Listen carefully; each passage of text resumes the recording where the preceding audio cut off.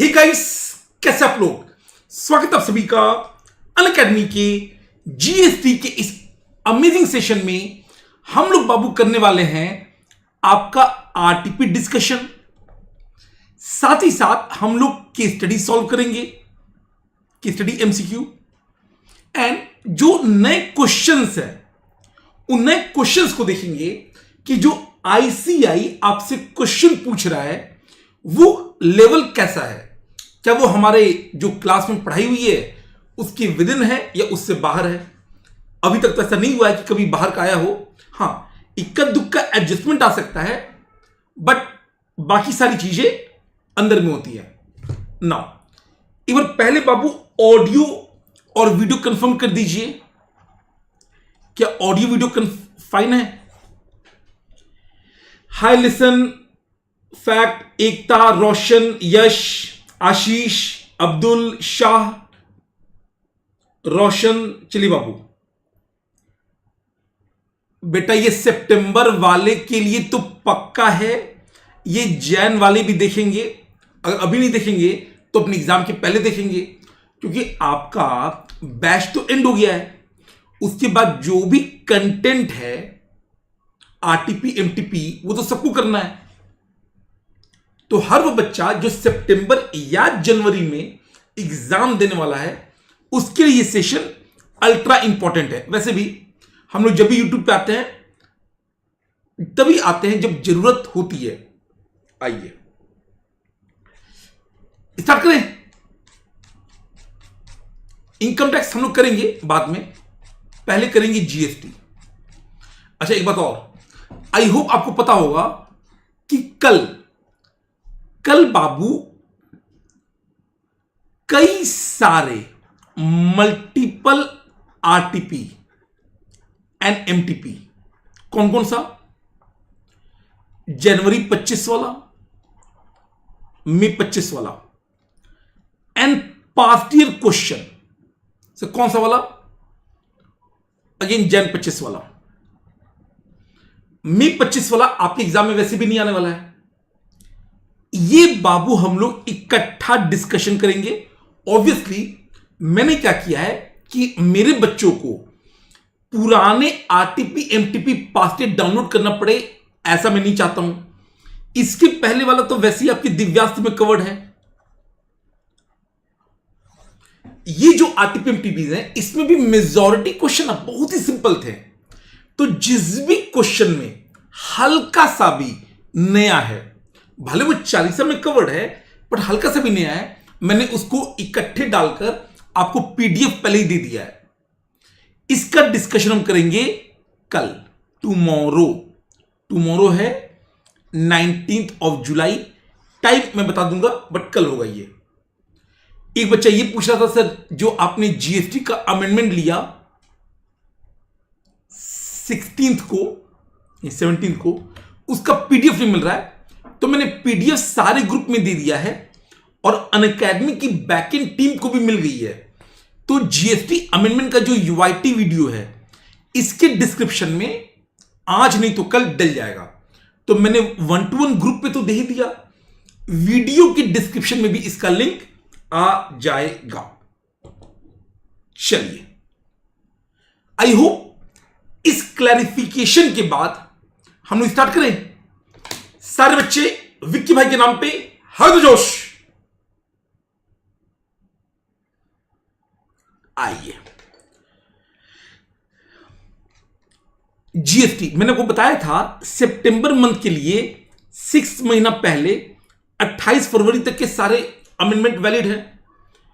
पहले हम करेंगे बाबू केस सिनेरियो। सुनिए, कई बार ना बच्चे को लगता है कि सर केस सिनेरियो कोई नया कॉन्सेप्ट है, कुछ अलग से मेहनत करना है। लेट मी टेल यू, ऐसा कुछ नहीं है। केस सिनेरियो पता क्या होता है? ये कहानी होती है। एक था राजा एक थी रानी, उस टाइप का। तो यहां पर होगा एक था टैक्स पेयर, उस टैक्स पेयर के बारे में एक कहानी है। अब इसमें मल्टीपल ट्रांजैक्शंस होंगे, वो मल्टीपल ट्रांजैक्शंस, मल्टीपल चैप्टर से डील करेंगे। आपको बस ये करना है कि इन मल्टीपल चैप्टर्स पे जो रिक्वायरमेंट होगी उसको सॉल्व करना है। नॉर्मली बाबू ये 6 मार्क्स का भी आ सकता है, 10 मार्क्स का भी आ सकता है। 6 मार्क्स मतलब बहुत ही छोटा एमसीक्यू आएगा, केस स्टडी 3 क्वेश्चन होंगे। अगर 10 मार्क्स का आता है तो एक बढ़िया केस स्टडी आएगा एंड 5 क्वेश्चन होंगे। अगर 10 मार्क्स का है ना तो आप मैक्सिमम 15 मिनट उसको देंगे। And guess what, income tax में थोड़ा टाइम लग भी सकता है, जीएसटी का केस स्टडी 15 मिनट के पहले ही हो जाता है। टाइमिंग वैसे भी किसको कितना देना है मैं ये बता चुका हूं। मैंने 2 वीडियो आपको दिया है सारे टिप्स एंड ट्रिक्स के लिए। एक यूट्यूब पे 3 जुलाई के राउंड में आया था 60 डेज प्लानिंग वाली, और एक मैंने अनअकैडमी की स्पेशल क्लास पे लिया था, वो लिया था 16 जुलाई को। इसके अलावा आपको कोई भी और वीडियो नहीं करना है किसी भी टिप्स या ट्रिक्स के लिए, जो है उसमें दिया हुआ है। आप सुनिए केस स्टडी कैसे सॉल्व करेंगे। कई बार क्या होता है केस स्टडी में ना बाबू, आईसीआई बेकार का इंफॉर्मेशन देता है, इंफॉर्मेशन ओवरलोड।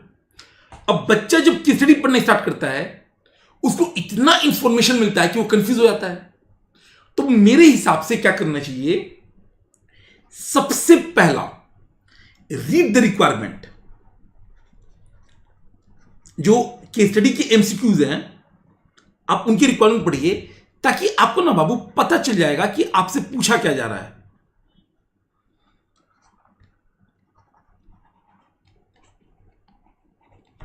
जब एक बार आप आइडेंटिफाई कर लिए कि ओके जो बड़ा सा केस स्टडी है उसमें से वो 5 कौन सी रिक्वायरमेंट है, सेकंड होगा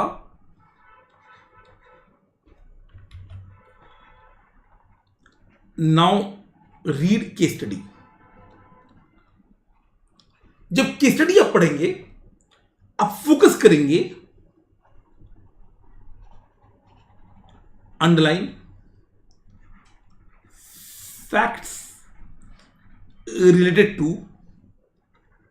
एमसीक्यू रिक्वायरमेंट। तो आपको आइडिया है कि आपका रिक्वायरमेंट क्या क्या है। जब आप पढ़ेंगे तो मेरी नजरें ढूंढे किसे, एमसीक्यू की रिक्वायरमेंट वाले फैक्ट्स को। अच्छा, ऑल्दो ये कोई नियम नहीं है, बट अक्सर मैंने ऐसा देखा है कि जो केस स्टडी के एमसीक्यू होते हैं 1 2 3 4 5, अक्सर जो फैक्ट होता है ना वो भी उसी सीक्वेंस में होता है। ये मैंडेटरी नहीं है, बट बहुत बार ऐसा होता है जनरली।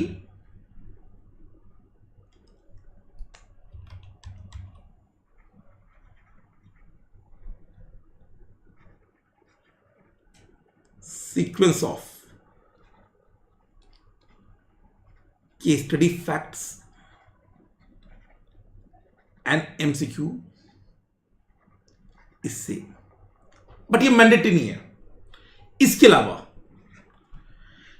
कई बार ना ये जो 5 क्वेश्चन होंगे केस स्टडी के, उसमें 1-2 क्वेश्चन तो ऐसा होता है जो केस स्टडी से लिंक्ड होता ही नहीं है, इंडिपेंडेंट क्वेश्चन डाल देते हैं, वो भी हो सकता है। एलिमिनेशन टेक्निक, ये तो बाबू कॉमन पॉइंट है कि एलिमिनेशन टेक्निक हमेशा इस्तेमाल करना है। अगर हमें आंसर नहीं भी आता है और हमें यह पता है कि चलो एबीसीडी में सही आंसर नहीं पता, बट पता है कि ए और बी तो नहीं होगा, तो अब हमें तुक्का मारना है, गेस मारना है, सी और डी में मेरे चांसेस बढ़ जाएंगे। तो एलिमिनेशन टेक्निक, जो आंसर पक्का गलत है उसको एलिमिनेट कीजिए, बहुत इंपॉर्टेंट है। एंड लास्ट, भाई साहब कोई नेगेटिव मार्किंग नहीं है, तो दुनिया इधर से उधर हो जाए छोड़ के नहीं आना है। अटेम्प्ट ऑल एमसीक्यूज, बस इसके अलावा ना कोई लंबा चौड़ा टिप्स नहीं चाहिए। सिंपल आपने जो कॉन्सेप्ट पढ़ा है, अपने क्लास में जो मैंने एमसीक्यूज लिया था क्विज, या जो डिस्क्रिप्टिव आपने पढ़ा है, उसी नॉलेज को यहां पे लगा देना है और कुछ नहीं करना है। प्लीज नोट कर लीजिए।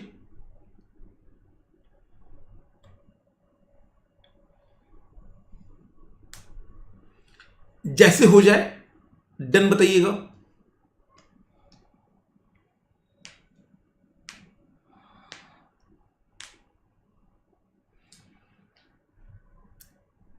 अच्छा, वो बच्चे जिनको क्लास के दौरान शुरुआत में राइटिंग बहुत बेकार लगती थी, आई बिलीव अब थोड़ा आपको बेटर लग रहा होगा।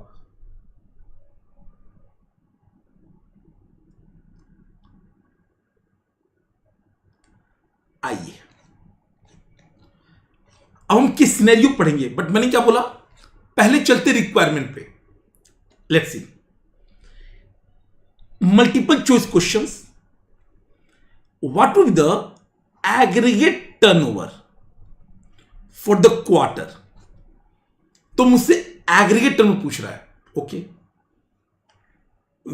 विच of the following option is correct regarding the availability of the ITC to RLPL, ये टैक्स पेयर होगा, in respect of the GST paid on procurement of goods meant for the purpose of. अब ये सबको पता है कि sir CSR वाला जो एक्सपेंस होता है 17.5 के अंदर उसका आईटीसी ब्लॉक्ड है। मैंने बोला ना कि 5 क्वेश्चन में से इक्का दुक्का क्वेश्चन ऐसा होता है जिसका केस स्टडी से लेना देना ही नहीं है, आप वैसे ही सॉल्व कर दोगे, तो सीएसआर का आईटीसी नहीं मिलेगा। The amount of ITC is not available, ये मुझे ठीक लग रहा है। Amount of ITC is available, बिल्कुल अवेलेबल नहीं है। द अमाउंट ऑफ आईटीसी 50% बिल्कुल अवेलेबल नहीं है। The amount of ITC shall be available, बिल्कुल अवेलेबल नहीं है। तो इसका आंसर तो गारंटीड ए होगा। तो 10 मार्क्स में से 2 मार्क्स तो पॉकेट में आ गए। आगे RLPL can claim ITC for the invoice dated 20 March of previous year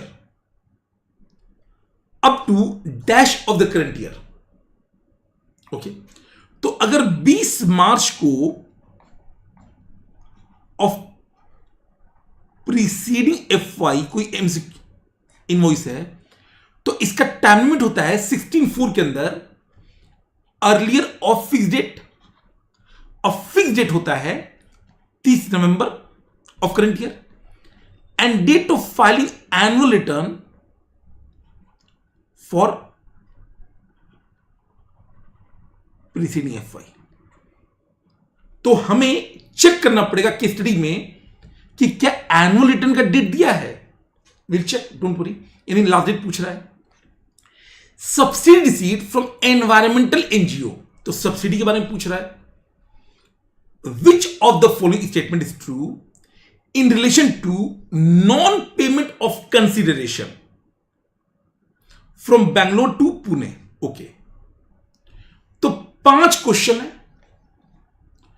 मैंने जो टेक्निक लगाया उसके अकॉर्डिंग मुझे फोकस करना है एग्रीगेट टर्नओवर पे, मुझे फोकस करना है last date for availing ITC, मुझे फोकस करना है सब्सिडी पे, और मुझे फोकस करना है 180 डे के अंदर पेमेंट नहीं हुआ है उस पे। वैसे नॉर्मली अगर 180 डे के अंदर पेमेंट नहीं होता है तो नॉर्मली रिवर्सल ऑफ आईटीसी होता है। आइए let's study rapid move logistics RLPL। आपको मैंने बोला था ना क्लास में कि सर क्या मैं पीजीपीपी वर्ड यूज कर सकता हूं, तो मैंने बोला था कि एक बार फुल फॉर्म लिख दीजिए, ब्रैकेट में शॉर्ट फॉर्म लिख दीजिए, और फिर आप उस शॉर्टकट को यूज कर सकते हो। यहां पे वही हुआ है। A registered company based in Maharashtra. Babu, GST के अंदर ना एक साइलेंट किलर है। बच्चा बोला क्या बात कर रहे हो सर, साइलेंट किलर तो इनकम टैक्स में होता है, 24A, 80TTA, 80TTB। जीएसटी के अंदर जो मुझे साइलेंट क्लियर लग रहा है वो बाबू आजकल चल रहा है प्लेस ऑफ सप्लाई। क्योंकि प्लेस ऑफ सप्लाई की दम पे ना आपका इंट्रा यहां पे इंपैक्ट नहीं पड़ेगा, बट वो इंट्रा इंटर को इंपैक्ट कर देता है। तो जब आप क्वेश्चन पढ़ेंगे आप कृपया करके प्लेस ऑफ सप्लाई को प्रॉपर इज्जत देंगे, इंट्रा इंटर जहां पे डिसाइड करना है, यहां पे नहीं करना है, मैं वैसे बता रहा हूं। आइए, अब ये कंपनी महाराष्ट्र की है। Okay, engage in providing logistics, मतलब basically transportation type, warehousing service, transport of goods, road, cold storage, warehousing, consultancy, multiple service है। Okay, also deals in the activity like storage of warehouse, agriculture produce, वैसे exam होता है। Let's see बाबू, quarter April to June का ही पूछ रहा है। The company undertook the following transaction, याद है ना, aggregate turnover. Let's C, logistics service provided to Hanuman Enterprises registered in Maharashtra. तो महाराष्ट्र का बंदा महाराष्ट्र में देगा, वही रजिस्टर्ड पर्सन को दे रहे हैं LOR 28 lakh. And to Shiv Industries Madhya Pradesh 22 lakh. But aggregate turnover में इंट्रा हो या इंटर हो दोनों आता है। Then warehousing of vegetables, अब ये वैसे तो एग्जम्प्ट है, बट आपको पता है कि एग्रीगेट टर्नओवर निकालने में एग्जम्प्ट वाले को भी जोड़ते हैं। Registered in Maharashtra and Fresh Veggie registered in Gujarat 8 lakh 4 lakh. तो मोटा मोटा यहां पर भी ऑल्दो एग्जाम सप्लाई है, still 8 lakh and 4 lakh aggregate में जोड़ेंगे। आगे, sale of land to Pune 1 crore 20 lakh excluding stamp duty. अब क्या लैंड है तो जीएसटी तो नहीं लगेगा, क्या एग्रीगेट टर्नओवर में ऐड करूं मैं? एग्रीगेट टर्नओवर में आपको याद होगा कि मैंने बोला था कि एग्रीगेट टर्नओवर 2 क्लॉज 6, और इसमें कई सारे क्वेश्चन हुए हैं, टैक्सेबल हो, एग्जेम्प्ट हो, नॉन टैक्सेबल हो, सबको जोड़ेंगे अगर वो आउटवर्ड है तो। बट जो गुड्स ही नहीं है, सर्विस ही नहीं है, शेड्यूल 3 वाले, उनको नहीं जोड़ेंगे। जब एमसीक्यू कराया गया था, याद कीजिए, ट्रेडिंग इन सिक्योरिटी हमने नहीं लिया था, एम्प्लॉयमेंट सर्विस प्रोविजन हमने नहीं लिया था। तो जो लैंड होता है ये भी तो शेड्यूल 3 का है, टेबल का एल लैंड। तो ये ना गुड्स है ना सर्विस है, तो ये एग्रीगेट टर्नओवर में भी 1.2 करोड़ नहीं आएगा। Anybody, any doubt?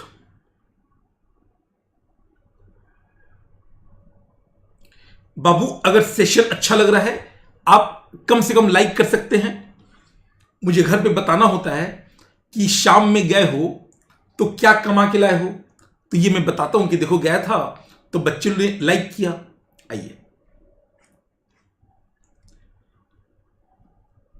It also received, बाबू रिसीव्ड इनवर्ट पे है, इनवर्ट हम लोग बाद में बात करेंगे। Supplied goods to newly open warehouse in Bangalore. तब पुणे के बच्चे हो आप, बैंगलोर में भाई दे रहे हो। हम सबको पता है कि ये आपका डिस्टिंक्ट पर्सन हो गया, क्योंकि पुणे वाला रजिस्टर्ड है, जो नया वेयर हाउस होगा वो भी लायबल फॉर रजिस्ट्रेशन है, तो डिस्टिंक्ट पर्सन हो गया। अब यहां पर अगर आप इंटर स्टेट स्टॉक ट्रांसफर करोगे तो इसको हम डीम सप्लाई मानेंगे। एंड गेस व्हाट, ये आउटवर्ड है तो यहां पे आउटवर्ड टैक्स भी आएगा, तो ये एग्रीगेट टर्नओवर में ये 6 लाख रुपया भी आएगा। The company has not paid the GST, नहीं, the company has paid the GST. तो जो आरएलपीएल है उसने सरकार को जीएसटी पे कर दिया है, बट जो बेंगलुरु वाला एंटिटी है रिसिपिएंट, उसने नहीं किया विद इन 180 डे। अब मुझे याद आ रहा है कि सर कुछ 180 डे का भी तो एक कॉन्सेप्ट था ना, 180 डे वाला, याद कीजिए। 5th पॉइंट,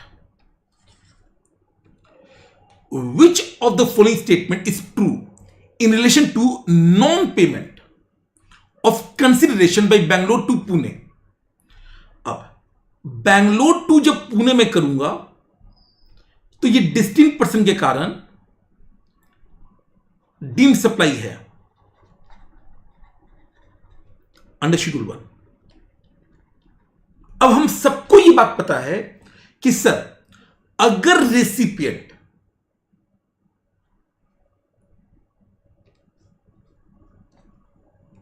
वन सेकेंड, अगर रेसिपिएंट 180 दिन के अंदर पेमेंट नहीं करता है तो उसको आईटीसी रिवर्स करना पड़ता है, उसको इंटरेस्ट पे करना पड़ता है। बट अगर आपको हल्का भी याद आ रहा है, याद है 3 एक्सेप्शन था।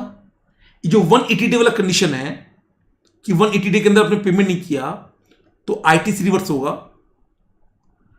प्लस इंटरेस्ट होगा under section 50 from date of availing ITC till date of payment. ये प्रोविजन है, बट इसके 3 एक्सेप्शन थे। एक एक्सेप्शन था आरसीएम, दूसरा था अगर ये शेड्यूल 1 का ट्रांजैक्शन है, क्योंकि वहां पे तो कंसीडरेशन होता ही नहीं है डीम्ड सप्लाई। तो जब कंसीडरेशन होता ही नहीं है तो यहां पर रिवर्सल की जरूरत पड़ेगी ही नहीं। तो the Bangalore unit shall reverse the ITC नहीं करना पड़ेगा, the Bangalore shall reverse the ITC नहीं करना पड़ेगा। The restriction of 180 day is not applicable, yes, क्योंकि ये शेड्यूल 1 वाला केस है और Pune godown shall issue credit note, नहीं रिवर्स तो करना ही नहीं है। तो आंसर होगा C. Next, in addition to the aforesaid transaction RLPL is spent an amount. Spent मतलब हुआ इनवर्ड, इनवर्ड बाबू हम बाद में देखेंगे, इनवर्ड हम बाद में देखेंगे। During the same quarter, it also received a subsidy of 40,000 from an environmental NGO for adopting green refrigeration technology and using the electric vehicles। तो बेसिकली कोई एनवायरमेंट ऑर्गेनाइजेशन है, वो आपको सब्सिडी दे रही है क्योंकि आप एनवायरमेंटल फ्रेंडली प्रैक्टिसेस करते हो। अब ये ना किसी प्राइस से लिंक्ड नहीं है, और लिख भी दिया है the subsidy was linked to the performance metrics carbon reduction and not to the price of the service। तो अगर ये प्राइस से लिंक नहीं है तो no impact of such subsidy on value supply. अगर मैं देखूं एक क्वेश्चन सब्सिडी पे भी था, subsidy received from the environmental NGO is treated as part of concession, बिल्कुल नहीं। Excluded from transaction at is not directly linked, exactly इसको हम ट्रांजेक्शन वैल्यू में ऐड ना ऐड करेंगे ना माइनस करेंगे, कुछ नहीं करेंगे। इंक्लूड बिल्कुल नहीं करेंगे, इंक्लूड बिल्कुल नहीं करेंगे, आंसर होगा बी। नेक्स्ट,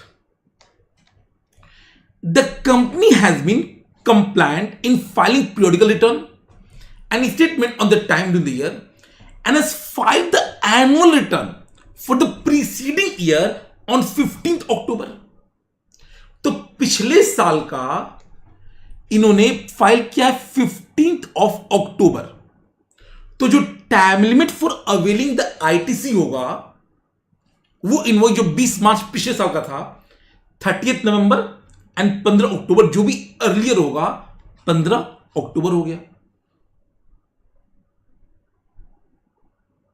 ठीक है,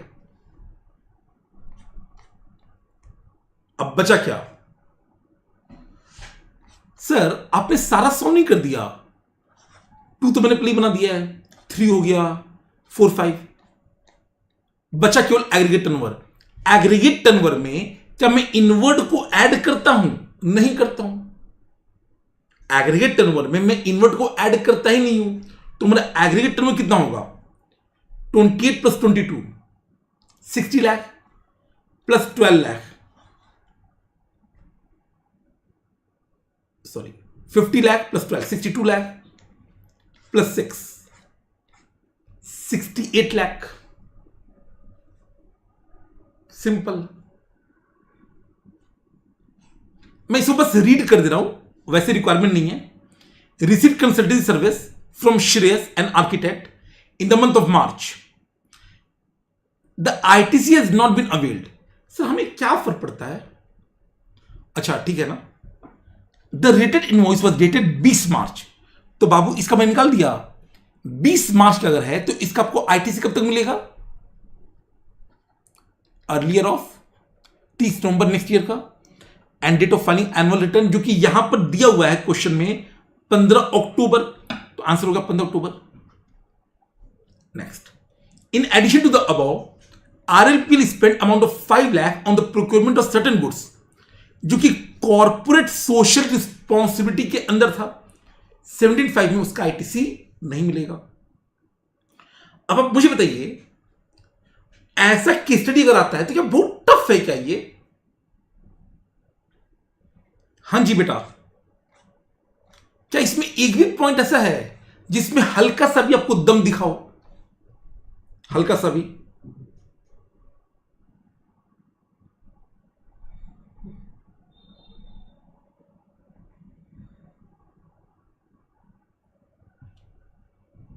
हाँ, बट एग्जाम में इससे बेटर आ सकता है। हम लोग रिलैक्स नहीं करेंगे, बट इजी होता है। आइए, ये क्वेश्चन है 10 मार्क्स वाला। कितने मार्क्स वाला? 10 मार्क्स। लेट्स सी, ये 10 मार्क्स का जो कंपल्सरी क्वेश्चन आएगा ये उसके लिए है। जितना हमने पढ़ा है, आइए ट्राई करते हैं। हम सबको पता है कि हम सबसे पहले आउटपुट टैक्सेबिलिटी निकालते हैं फॉरवर्ड चार्ज के अंदर, फिर उसमें ऑब्वियसली आरसीएम वाला भी ऐड कर देते हैं, फिर हम आईटीसी निकालते हैं और फिर हम नेट निकालते हैं। Sagar Chaturvedi registered under GST, engage in supply multiple services in Mumbai Maharashtra. Okay बाबू, इंपॉर्टेंट है, प्लेस ऑफ सप्लाई को हल्के में मत लीजिएगा। प्लेस ऑफ सप्लाई से हो सकता है इंडिपेंडेंट क्वेश्चन ना भी आए, बट वो ना इन बड़े क्वेश्चन में गेम खेल सकता है। ओके, तो आपका जो लोकेशन ऑफ सप्लायर है वो तो महाराष्ट्र है। She has furnished the following information. अप्रैल महीने की बात हो रही है। आइए, पहला, service of transportation of student provided to Sanskar college. Try to recall. Sanskar college, sir आपने बताया था अगर कोई एजुकेशनल इंस्टीट्यूशन है तो up to senior secondary cost माफ होता है, बट 12th के ऊपर कॉलेज में सीएसटी टैक्सेबल होता है और ओए एग्जेम्प्ट होता है। समझाया? तो यहां पर बाबू ये टैक्सेबल होगा। अब यहां पर बताया नहीं है कि सर कहां पे सर्विस हो रहा है। तुमने बोला है ना कि सर्विस मुंबई में ही दे रहा है, तो मुंबई का बंदा, प्लेस ऑफ सप्लाई आपका मुंबई में ही है कि क्वेश्चन साइलेंट है, तो ये आपका आउटो टैक्स आ जाएगा इंट्रा सीजीएसटी एंड एसजीएसटी। आगे, output supply of service of milling of paddy into rice. हम सबको पता है कि राइस मिलिंग ये एग्जेम्प्ट नहीं होता है, ये भी आउटपुट टैक्स है, और ये भी इंट्रा है कि क्वेश्चन साइलेंट है तो इंट्रा है, क्योंकि क्वेश्चन ऊपर ही बोल चुका है कि मुंबई में सर्विस देता है।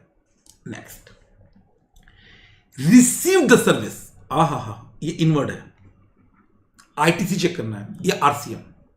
By way of transportation of goods by road from Sindhu transporter and unregistered GTA. अब अगर एक अनरजिस्टर्ड जीटीए सर्विस देगा एक रजिस्टर्ड पर्सन को, तो स्पेसिफाइड रेसिपिएंट हो गया। तो ये सिंपल सा केस है आरसीएम का, और हम सबको पता है कि आरसीएम अगर केस आ गया तो तीनों इंपैक्ट होगा। पहले हम निकालते हैं टोटल टैक्स पेबल, उसमें आउटवर्ड आरसीएम दोनों निकालते हैं, वही आरसीएम आईटीसी में भी आता है और वही आपका नेट में एडजस्ट भी होता है लास्ट में। सर इसका प्लेस ऑफ सप्लाई क्या होगा? सोचिए, देखिए, ये सर्विस जीटीए एक रजिस्टर्ड पर्सन को दे रहा है। ट्रांसपोर्टेशन ऑफ गुड्स पे नॉर्मली आईटीसी मिलता है, तो प्लेस ऑफ सप्लाई ना LOR ही होगा, महाराष्ट्र ही होगा। इस कारण से ये इंट्राई है। ये हम रजिस्टर्ड पर्सन कौन है? जो हमारा टैक्स पेयर है, सागर भाई, तो LOR Maharashtra. Organised and business exhibition outward है in Gujarat for Ramesh industries registered in Delhi. Okay, अगर बिजनेस एग्जीबिशन आउटसाइड इंडिया होता तो एग्जम्प्ट होता, इसमें कोई दो राय नहीं है। दूसरा, ये सर कहां हो रहा है? ये तो हो रहा है इंडिया में। अब इंडिया में प्लेस ऑफ सप्लाई क्या होगा? प्लेस ऑफ सप्लाई, सर कुछ बच्चे बोल सकते हैं कि सर एग्जीबिशन गुजरात में हो रहा है, वेरी गुड, बट याद रखिएगा ऑर्गेनाइजेशन ऑफ बिजनेस जो भी एग्जीबिशन होता है इस पे नॉर्मली आईटीसी मिल सकता है और ये रजिस्टर्ड रिसिपिएंट है, तो प्लेस ऑफ सप्लाई बाबू इसका होगा दिल्ली। क्यों? क्योंकि ये B2B है, LOR। अगर B2C होता ना तो मैं गुजरात देता, हालांकि इंपैक्ट नहीं पड़ेगा, बट याद रखिएगा ये भी आउटवर्ड है, इंटर है। Next, provided training to employ of Ashiana Interior, a proprietary concern of Rajasthan, not registered. Okay, output तो है, आपने प्रोवाइड किया है, किसको किया है? आपने किया है राजस्थान वाले को, बट बाबू सर्विस कौन सा है? ट्रेनिंग, याद आ रहा है? कुछ training and appraisal, training and appraisal अगर ध्यान दीजिएगा B2B होता तो मैं LOR करके राजस्थान करता, बट ये B2C है, तो B2C में हम इसको लोकेशन ऑफ सर्विस लेते हैं जहां पर परफॉर्मेंस हुआ है, और क्वेश्चन चिल्ला चिल्ला के बोल रहा है कि सर इस पूरे क्वेश्चन में जितने भी परफॉर्मेंस है वो सारा का सारा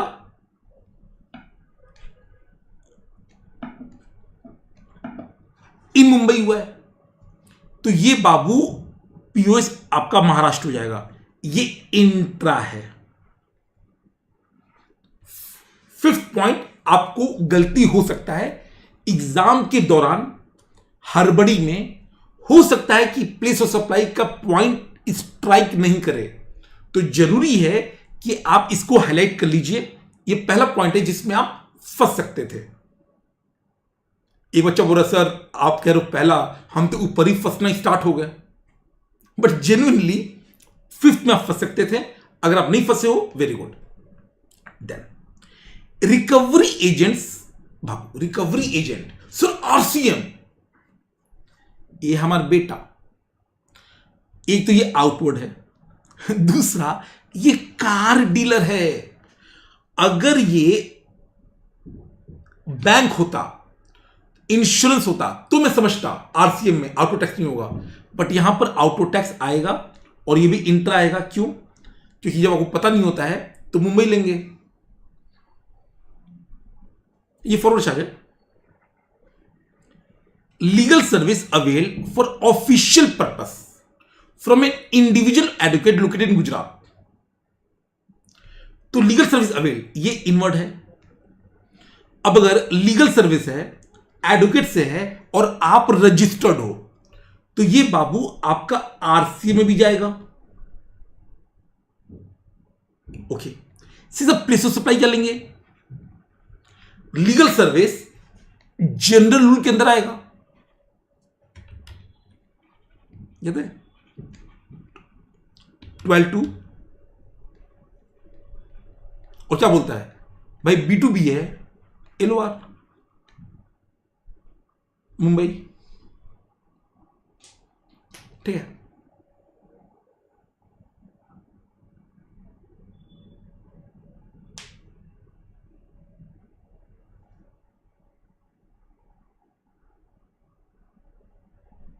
next,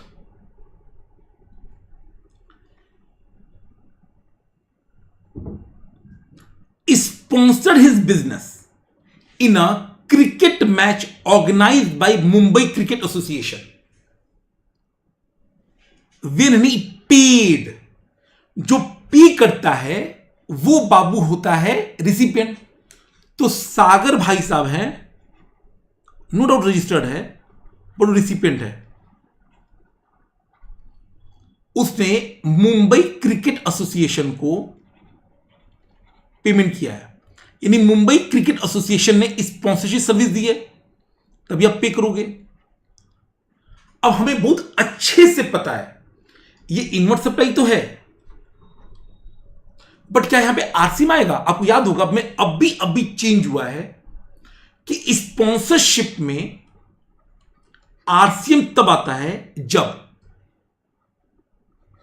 anybody other than body corporate service दे, body corporate, company, firm, LLP. तो यहां पर क्या ये भाई साहब कंपनी, फर्म, एलएलपी है? नहीं, तो ये आरसीएम वाला केस नहीं है। तो ये आपका नॉर्मल फॉरवर्ड चार्ज है, नॉर्मल फॉरवर्ड चार्ज है। Anybody, any doubt?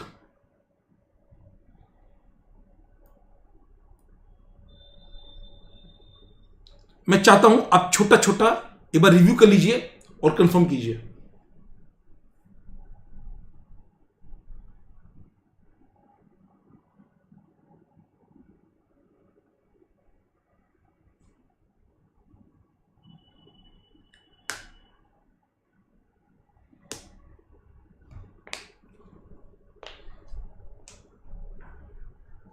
ठीक है,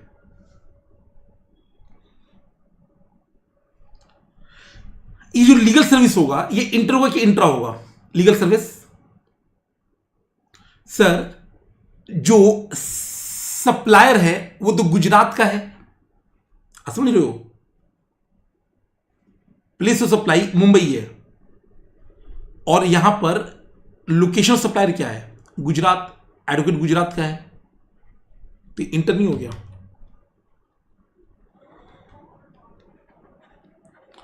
इसमें से कौन सा एडजस्टमेंट है जिसमें आप फंस सकते थे जेन्युइनली? सीए एस्पिरेंट कराए, ग्रुप 1 क्लियर हो गया 166, वेरी गुड, बहुत बढ़िया।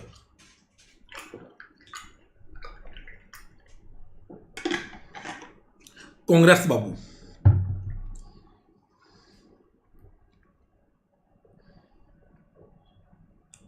ठीक है। मेरे एंगल से आपको केवल एक टिक मार्क करना चाहिए, 5th वाला पॉइंट, और कुछ नहीं। एंड दूसरा, इस बात का हम एहसास रखेंगे कि भैया प्लेस ऑफ सप्लाई इंपॉर्टेंट है, चेक करना। बाकी आप पढ़ लेना, इसमें कुछ मेरे लायक है नहीं, आप रीड कर लीजिएगा, बट वो टाइम का वेस्टेज होगा, वो मैं नहीं कर रहा। ये बन जाएगा ना आपसे,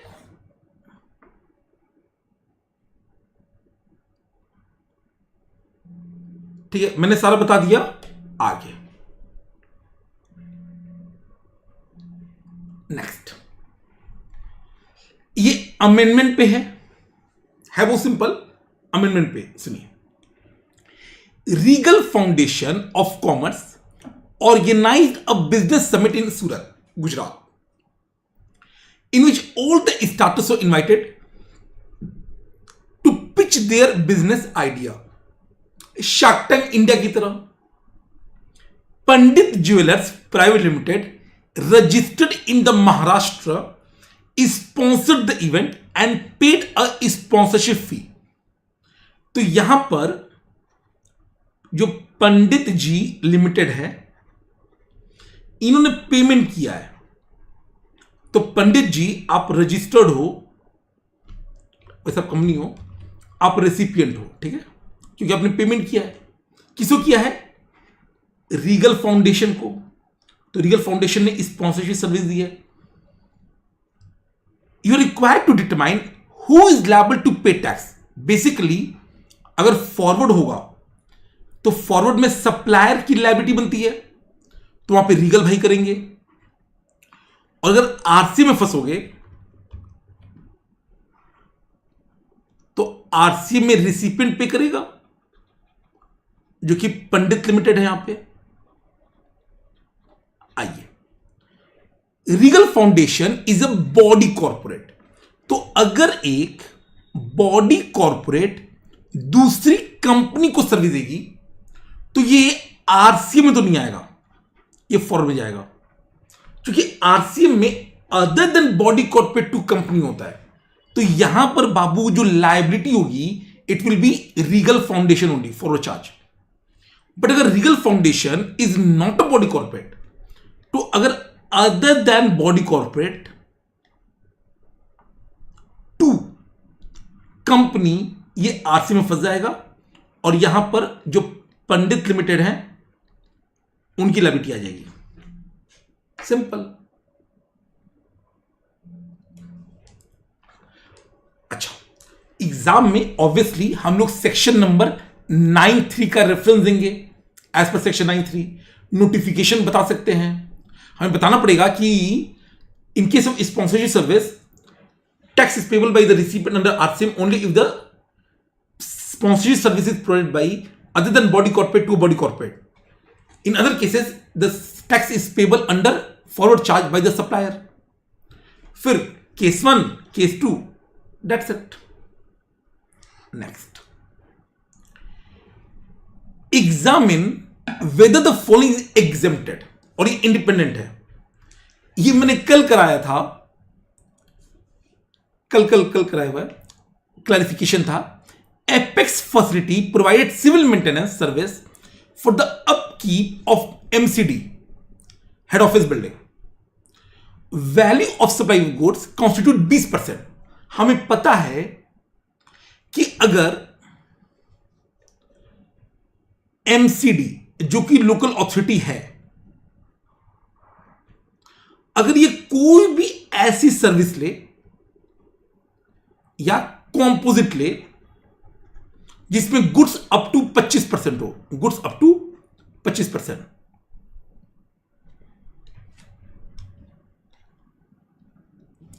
तो ये ना एग्जेम्प्ट हो जाएगा। कब? If related to function entrusted by संविधान। बट एक बात बताओ, संविधान ने ये थोड़ी बोला है कि आप अपनी ऑफिस बिल्डिंग को अपकीप करो, ये तो आपका पर्सनल नेचर का काम है। तो ये एग्जाम्प्ट थोड़ी होगा, नॉट एग्जाम्प्ट, बिकॉज ये जो काम है it is not function entrusted by constitution to MCD, तो ये टैक्सेबल होगा। Simple. Next, Talreja and Talreja a firm of advocate provide legal service state government. मैंने बोला था कि इस इंडिया में सबसे बड़ा कलेशी, कलेशी जो कलेश करता है, कोर्ट केस करता है, वो खुद सरकार है। तो ये आपका सरकार ने अपने आप को एग्जाम करा लिया है, ये वैसे एग्जाम्प्ट है। एग्जाम में कैसे लिखेंगे?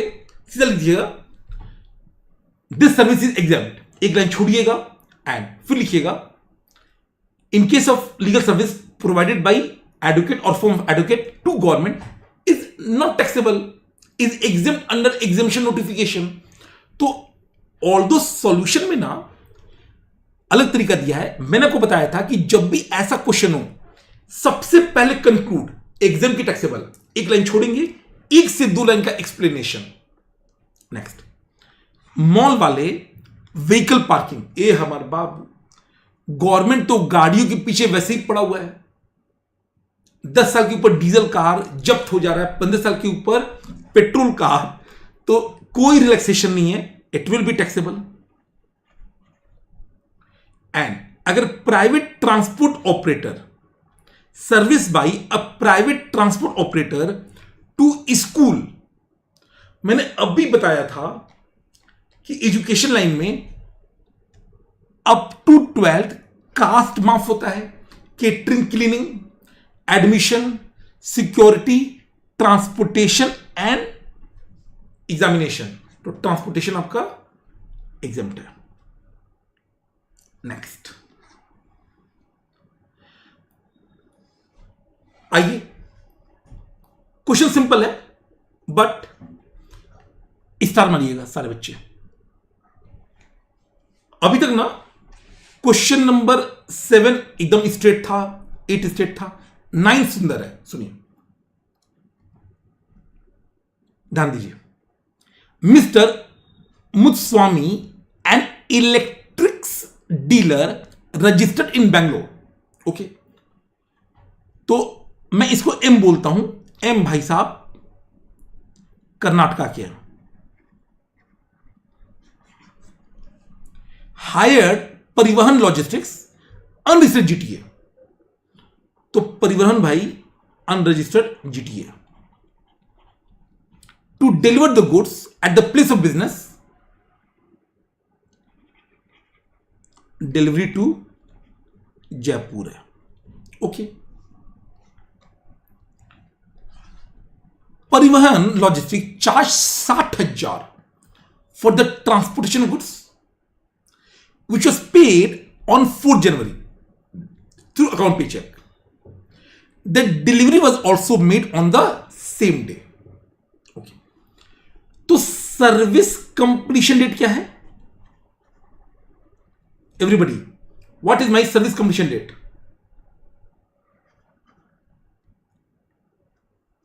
4 जनवरी। What is the payment date? 4 जनवरी।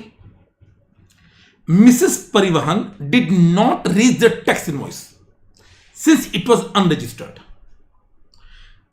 आपकी क्लास में बहुत डिटेल में कराया गया था और कल मैंने अमेंडमेंट वाले में भी रिपीट कर दिया था इस पॉइंट को कि जब आरसीएम के अंदर, क्योंकि याद रखिएगा, अगर अनरजिस्टर्ड जीटीए एक रजिस्टर्ड पर्सन को देगा तो रजिस्टर्ड पर्सन स्पेसिफाइड रिसिपिएंट होता है, ऑब्वियसली आरसीएम लग जाएगा। अब आरसीएम में अगर सप्लायर रजिस्टर्ड होता तो वो इनवॉइस इशू करता, यहां पर तो वैसा है नहीं। यहां पर इनवॉइस कौन इशू करेगा? जो रेसिपिएंट है,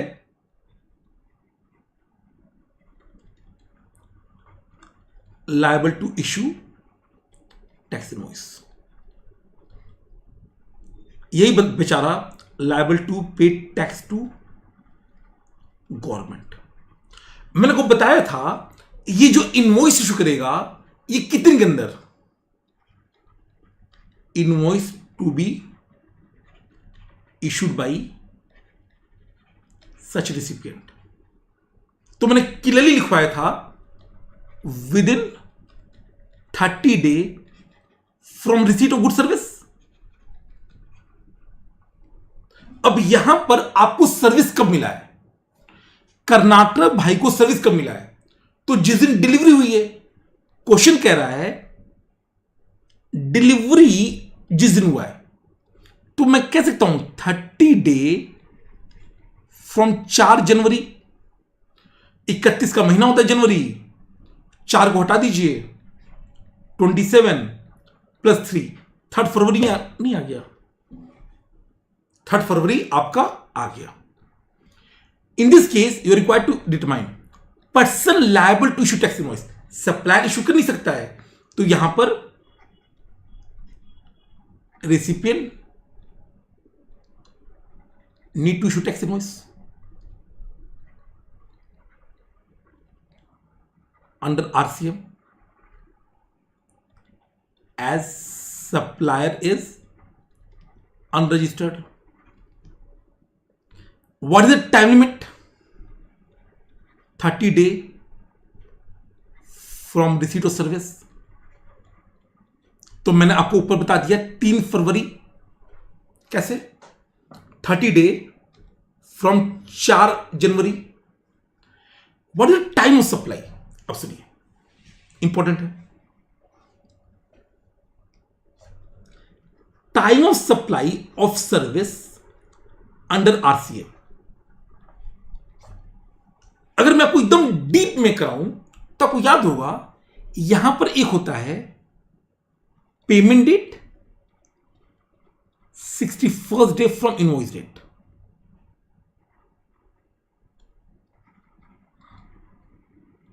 इश्यूड बाय सप्लायर. बट बाबू, ये जो केस है, ये वैसा केस है क्या? क्या यहां पे सप्लायर इशू कर रहा है? सप्लायर ना ना ना, यहां तो इनवॉइस खुद रिसिपिएंट इशू कर रहा है. तो यहां पर time of supply of service under RCA where invoice is issued by recipient. तो यहां पर एक तो इनवॉइस डेट होगा, याद है, जो कि हमारा 3 फरवरी है. बट बाबू, पेमेंट डेट भी तो होगा. पेमेंट डेट तो हमेशा ही रहता है. सर्विस के केस में पेमेंट डेट तो हमेशा, पेमेंट हुआ है 4 जनवरी को, तो अर्लियर लेंगे 4 जनवरी को. तो जहां पर इनवॉइस सप्लायर दे रहा है, वहां 61st debt free credit period. But जहां पर रेसिपिएंट खुद इशू कर रहा है, वहां पर पेमेंट डेट तो रहेगा, बट वहां पे इनवॉइस डेट को ही हम टाइम ऑफ सप्लाई मान लेंगे. और यह भी याद रखिएगा कि जिस दिन इनवॉइस इशू हुआ ना, यही आपका रेलेवेंट एफआई हो जाएगा for determining financial year for availing ITC on section 16(4). जो नहीं होता है कि जिस भी ईयर में आपका इनवॉइस इशू हुआ, आप आईटीसी अवेल कर सकते हो 30th November of next year and date of filing annual return of that year which is earlier. तो रेलेवेंट ईयर भी इनवॉइस डेट ही होता है. एनीबडी एनी डाउट अभी तक?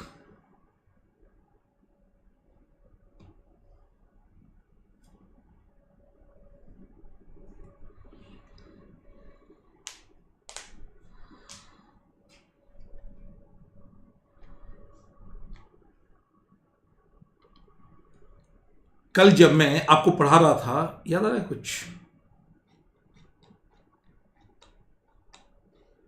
ये वाला पूरा कहानी, 8 नंबर पॉइंट.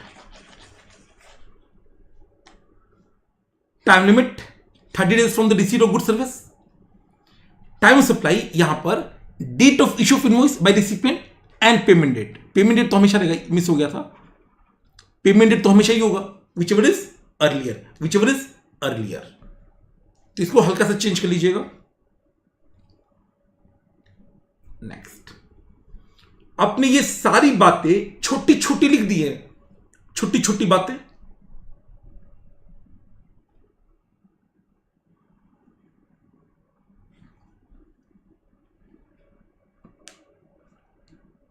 नेक्स्ट,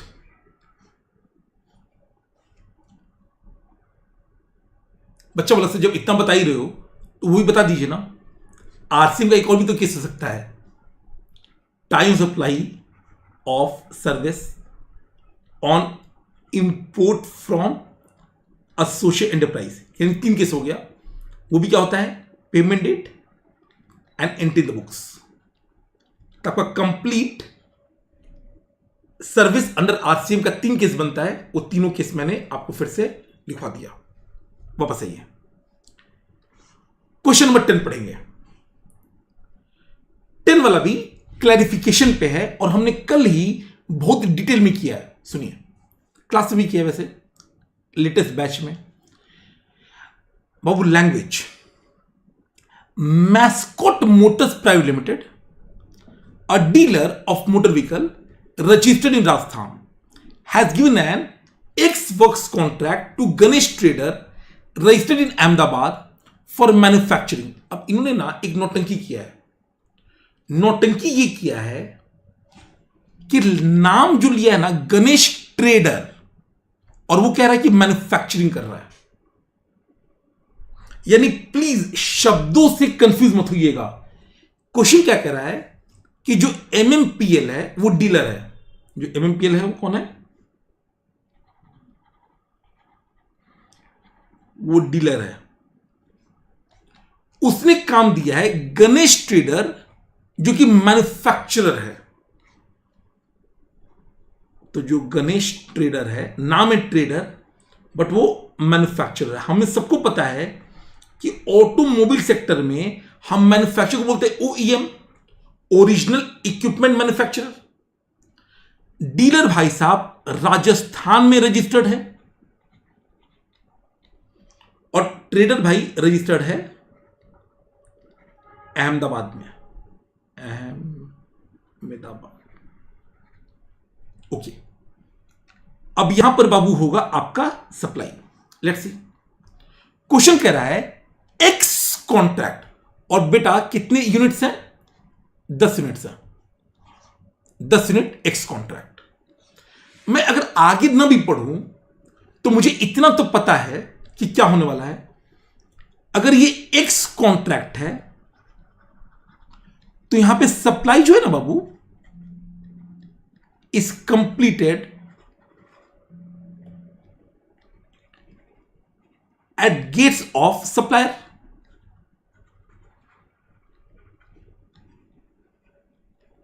जो टाइटल ट्रांसफर है वो भी होता है at gates of supplier place of business. Basically that is when goods are handed over to recipient, और इसी दिन को बोलते हैं deemed date of receipt of goods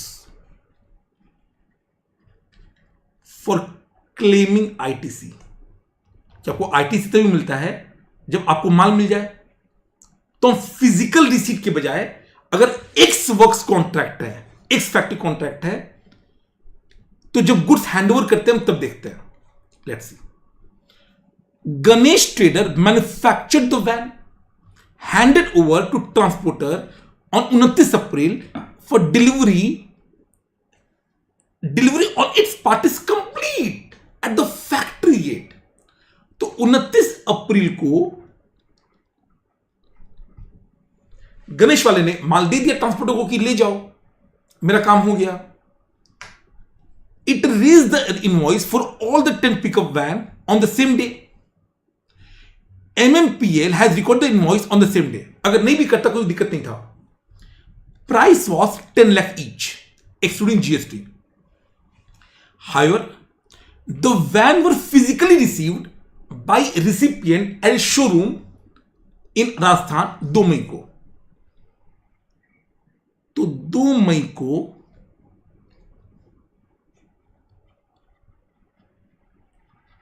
physical receipt हुआ. बाबू आप मुझे बताइए कि यहां पर मैं डेट ऑफ रिसीट क्या मानूं, 2 मई या 29 अप्रैल जब ये हैंडओवर हो गया.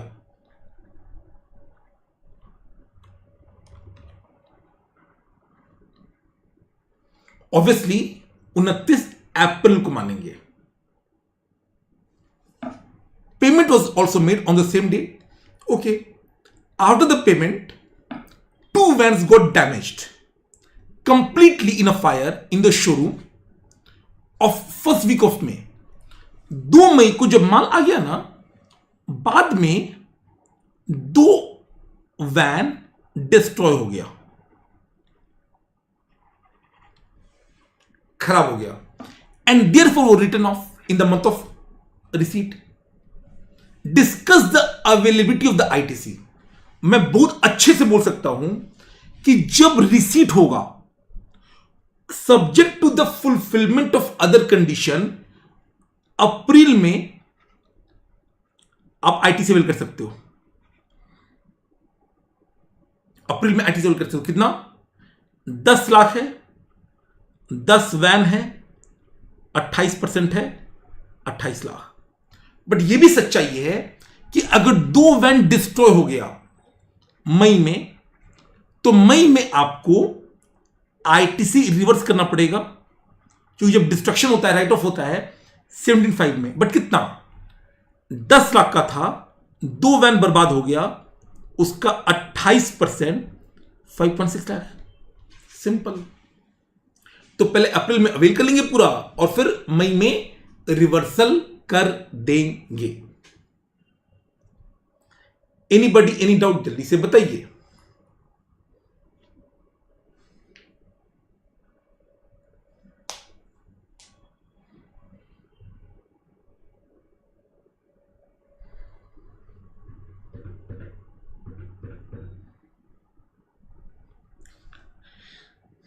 ये सारी बातें आप लिख लीजिएगा।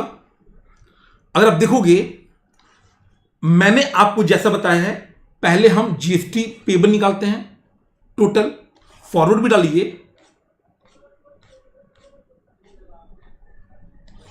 और फिर आरसी में डालिए। डिट्टो वैसा ही हुआ है जैसा आपको बताया गया है। सिर्फ क्या हम इतना लंबा लंबा लिखेंगे नहीं, जितना हमने क्लास में लिखा है पॉइंट लिखिए छोटे में, फिर आईटीसी निकालेंगे एंड फिर आईटीसी। ये सब बच्चों वाला है। इसमें ना आप रीड कर लेना, इसका सेंस नहीं बनता। ठीक है,